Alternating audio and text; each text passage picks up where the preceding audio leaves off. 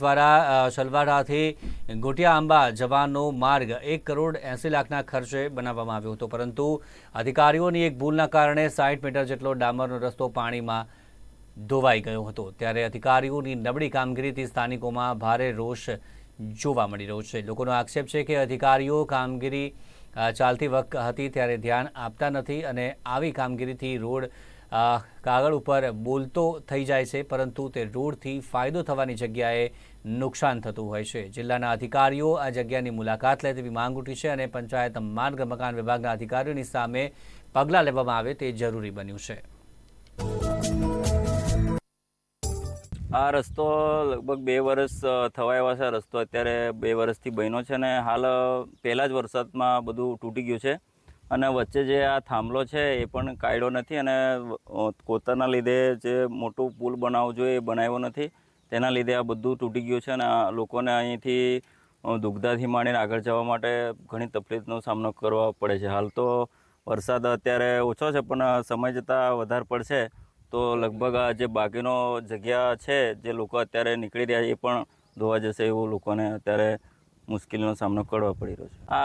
આ હાલ તો ઘુટિયામાંથી છલવાટા છે, એમ તો ઠેઠ કવાંટ સુધી અહીંથી લોકો ડાયરેક્ટ નીકળે છે। કવાંટથી ડાયરેક્ટ કેવડિયા સુધી આ રસ્તો શોર્ટકટ હોવાથી બધા નીકળે છે, આ બાજુ બગલિયા જાય છે, તો મેન તો અહીં જ બધા વાહન વ્યવહાર કરતા હોય છે આ રસ્તા પર। એટલે એમાં સાહેબ એવું છે, આ પહેલાં બનાવતી વખતે જ સાહેબોની ભૂલ કહેવાય, એટલે કેમ કે સારી રીતે અહીંયા પહેલાં ખાડો હતો જ પહેલેથી જ, અને પહેલાં એમ જતા હતા ગાડીવાળા કહેવાય, પણ અત્યારે બી બનાવ્યું ને તે બી તૂટી ગયું છે। હવે અત્યારે બનાવે તો થોડુંક વ્યવસ્થિત બનાવે એવી અમારી માંગ છે।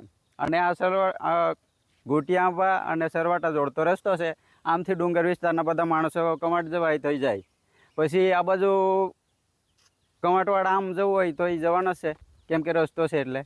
છોટાઉદેપુર જિલ્લાના નસવાડી તાલુકાના ઘોટિયાંબાથી છલવાટાનો રોડ મંજૂર થયો। આપ તસવીરોમાં જોઈ રહ્યા છો, આ કોતર છે। કોતરની અંદર પહેલાં વરસાદ પડ્યો અને આખે રસ્તો ધોઈ નાખ્યો છે। જે 50 મીટરનો ભાગ છે રસ્તાનો તે ધોવાઈ જતાં ડામર રસ્તાના પોપડા નીકળી ગયા છે।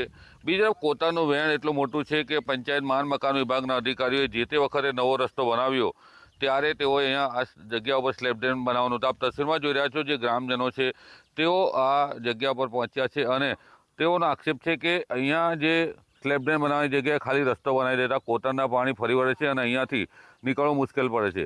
વધારે પાણી આવે ત્યારે અહીંયાથી નીકળવાનું અશક્ય છે, જેના લીધે 10 કિલોમીટર ફેરાવો થાય છે। આ કોતર છે, કોતરમાં જે ડુંગરોનું પાણી છે ચારો તરફથી આવે છે અને મોટું વહેણ છે, ત્યારે પંચાયત માર્ગ મકાન વિભાગના અધિકારીઓ આ જગ્યાની મુલાકાત લે અને જે અલગ અલગ યોજનાઓમાં તાત્કાલિક ધોરણે કામગીરી થતી હોય તેમાંથી મોટું સ્લેબ ડ્રેન યા તો પાઇપ નાળા 3-4 જેટલા બનાવે તો લોકોને રાહત થાય તેમ છે। રફીક ધણીવાલા, નિર્માણ ન્યૂઝ, છોટાઉદેપુર।